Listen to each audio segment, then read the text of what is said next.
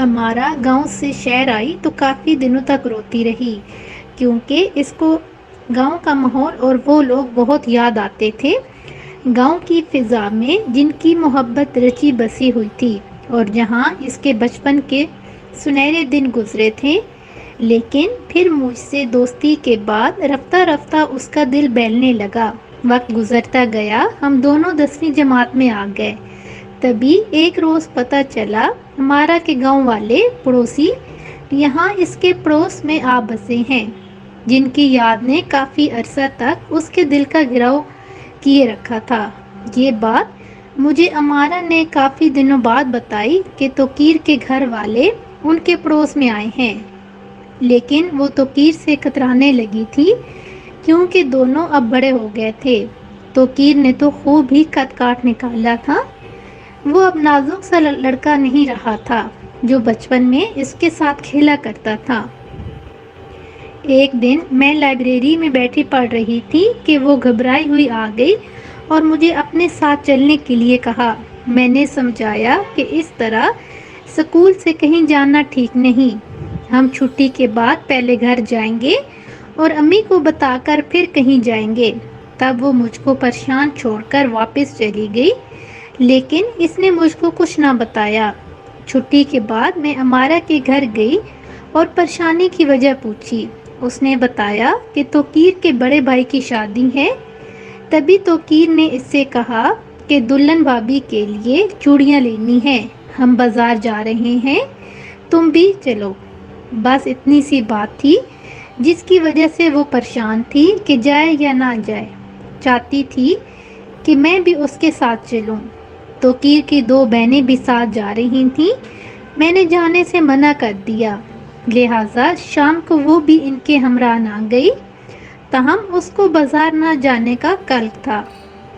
تبھی مجھ سے خفا تھی، کہتی تھی کہ رابعہ اگر تم چلتی تو میں بھی چلی جاتی۔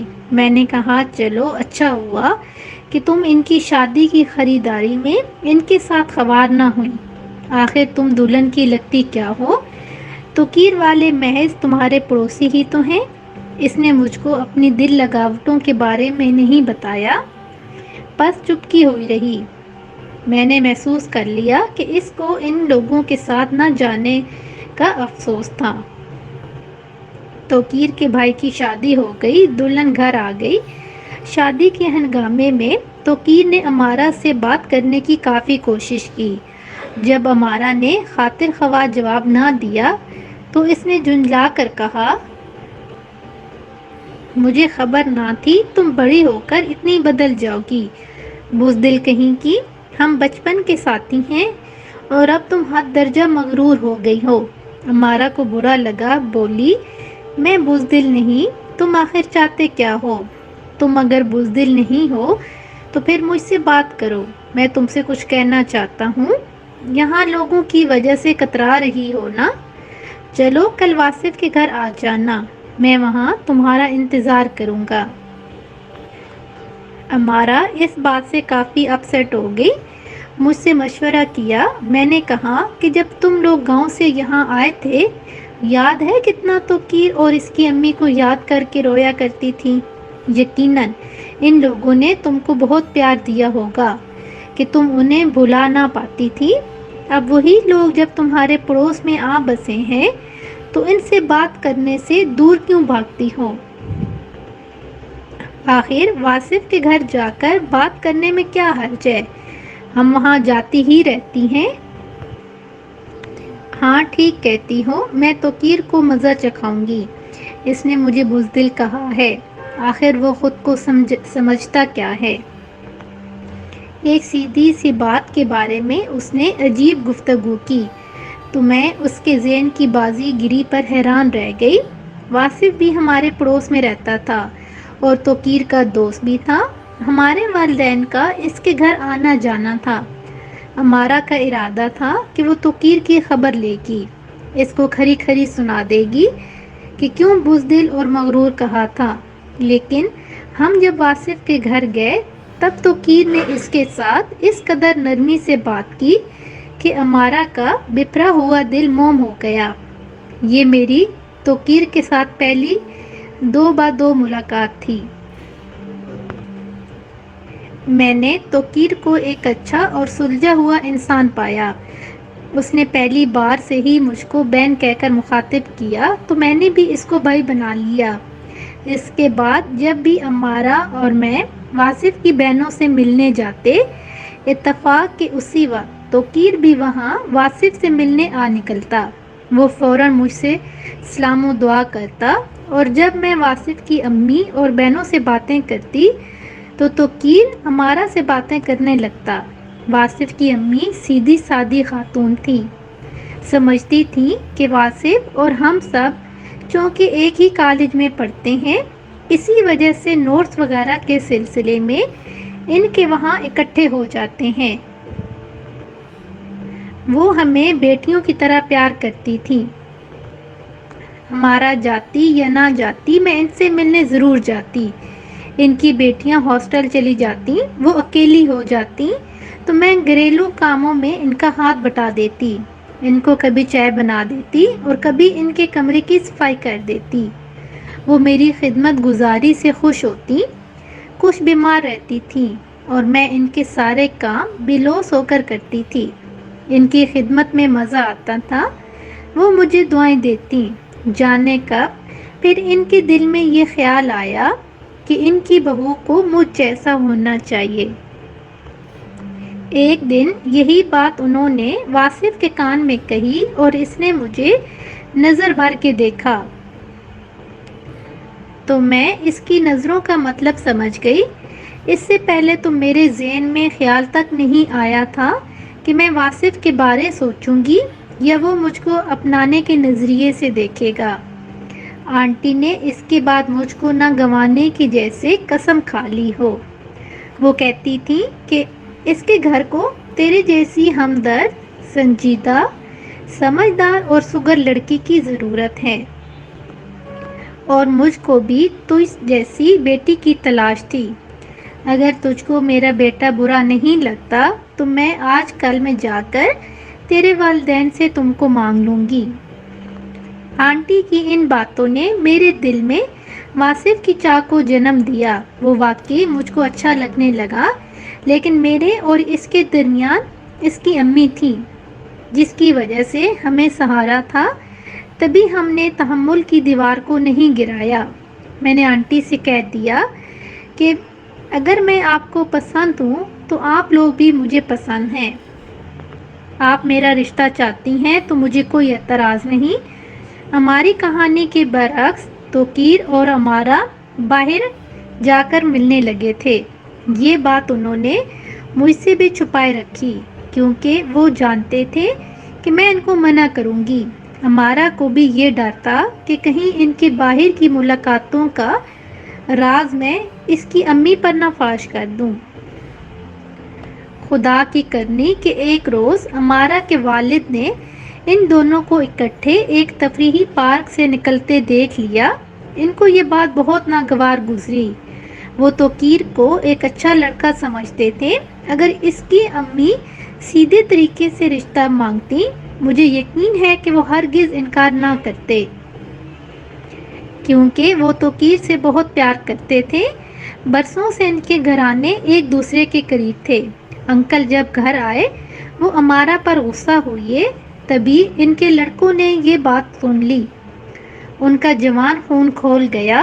بولے کہ ہم کو توقیر سے ایسی امید نہ تھی، ہم تو اس کو اپنے بھائی جیسا درجہ دیتے تھے۔ اس نے ہماری بہن کے ساتھ غلط راستہ اختیار کر لیا۔ اب ہم اس کو اس کی دغا بازی کا مزہ چکھاتے ہیں۔ وہ گویا اس کو صفحہ ہستی سے مٹانے کو گھر سے نکل پڑے۔ بڑی مشکلوں سے بڑوں نے ان کو قابو کیا۔ ہمارا پر سخت پابندی لگ گئی کہ وہ اب گھر سے نہیں نکل سکتی تھی۔ اس صورتحال سے میں اور وہ سخت پریشان ہو گئیں۔ میں تو گھر سے نکل سکتی تھی مگر وہ نہیں۔ میں واصف کے گھر جا سکتی تھی مگر امارہ اس کے گھر بھی نہیں جا سکتی تھی۔ اب امارہ کے والدین کو اسے جلد از جلد بیانے کی فکر ہو گئی۔ کافی عرصہ سے اس کی پھوپھی اپنے بیٹے بابر کے لیے رشتہ مانگ رہی تھیں، لیکن انکل اور آنٹی کو لڑکا ٹھیک نہ لگا تو انکاری تھے۔ اب جو پھپھو نے پھر سے آ کر منت سے ماجت کی تو انکل نے ہاں کہہ دی۔ جب توقیر نے سنا کہ امارا کی شادی بابر سے ہو رہی ہے، اس کی تو جیسے روح فنا ہو گئی ہو۔ اس سے کسی کے ساتھ بات بھی نہ ہوتی تھی۔ میں اور واصف تسلی دیتے تو وہ بچوں کی طرح پھوٹ پھوٹ کر رونے لگتا۔ اس نے بتایا کہ صرف امارا کی خاطر اس نے اپنے والدین کو مجبور کیا کہ شہر چل کر آباد ہوں۔ ان سے زمین بکوائی اور شہر کا یہ مکان خریدا، جو اتفاق سے ان دنوں برائے فروخت تھا اور امارا کے والد کے پڑوس میں تھا۔ توقیر کے ماں باپ نے بھی بیٹے کی خاطر قربانی دی تھی، مگر بیٹے کی جلد بازی کی وجہ سے سارا کھیل بگڑ گیا۔ ورنہ وہ تو شہر اسی وجہ سے آ بسے تھے کہ امارا کا رشتہ توقیر کے لیے لیں گے، مگر اب امارا کے بھائی جذبات میں آ کر دشمنی پر اترے ہوئے تھے اور وہ سب کچھ کرتے پھر رہے تھے جس کا کبھی کسی نے سوچا بھی نہ تھا۔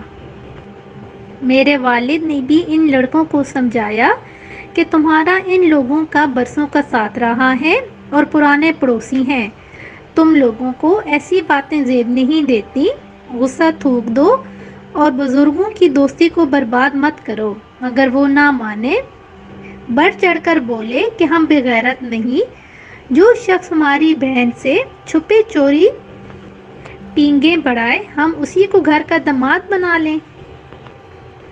جو بھی ہوا اچھا نہ ہوا، امارا پر تو قیامت گزر گئی، لیکن تقدیر بھی کبھی کبھی بہت سفاک مذاق کر گزرتی ہے، سو یہ مذاق ان دونوں کے ساتھ بھی تقدیر نے کیا۔ اس نے دونوں کو جدا کر دیا اور امارا کی شادی بابر سے ہو گئی۔ توقیر کی یہ چاہت آج کل کی نہ تھی، دونوں کا پرانا ساتھ تھا۔ وہ اتنا بیمار پڑا کہ میں اور واصف اس کی حالت دیکھ کر خوف زدہ ہو گئے۔ اس کی دعائیں تو رنگ نہ لائیں، لیکن اللہ نے ہم پر کرم کیا۔ واصف کی والدہ نے رشتہ مانگا اور میرے والدین نے منظور کر لیا۔ یوں ہماری شادی کی تاریخ رکھ دی گئی۔ واصف کیونکہ اچھی شہرت کا مالک تھا، ماں باپ کا اکلوتا اور صاحب جائیداد تھا۔ اس کے والد بھی خوشحال بزنس مین تھے۔ واصف نے کامرس میں فرسٹ پوزیشن لی تھی۔ اس کا مستقبل شاندار تھا۔ میرے والدین نے اس کو داماد بنانے میں زیادہ سوچ بچار سے کام نہ لیا اور باقی کا معاملہ قسمت پر چھوڑ کر اس سے میری شادی کر دی۔ میں واصف کو پا کر بہت خوش تھی، لیکن امارا اپنی شادی سے خوش نہ تھی۔